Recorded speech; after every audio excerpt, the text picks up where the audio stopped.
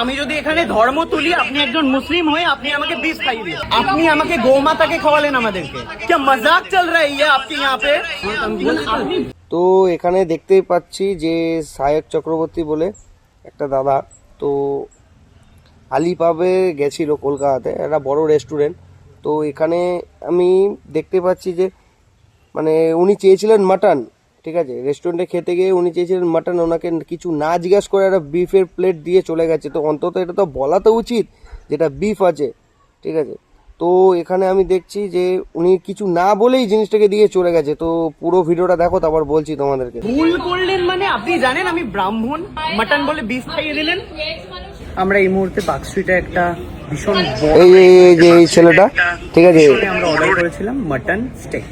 তো এখানে দেখতেই পাচ্ছ আগে বিফটা খাইয়ে দিয়েছে, খাইয়ে দিয়ে তারপর বলছে আমি ভুল করেছি। তো এই জিনিসটা কি মেনে নেওয়া যায় যে আগে ফার্স্টে খাইয়ে দিল, খাইয়ে দেওয়ার পর বলছে যে আমি জিনিসটা ভুল করেছি?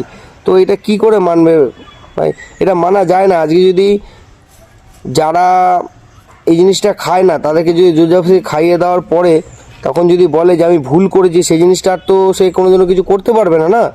কারণ একজনকে যদি তুমি একটা চড় মারো তারপর যদি বলো আমি ভুল করেছি, তা সেই জিনিসটা তো কোনোদিনও মানা যায় না। তো তুমি ভিডিওটা দেখো, তারপর বলছি।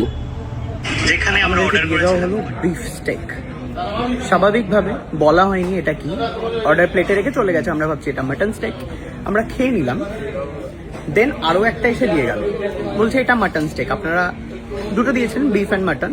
দেখো এই জিনিসটা ফার্স্টে মাটন স্টিকটা দিয়ে গেছে, মানে বিফ স্টিকটা দিয়ে গেছে, দিয়ে যাওয়ার পথে খাওয়া হয়ে যাওয়ার পর তারপর এসে বলছে যে এটা নিন আপনার মাটন স্টিক।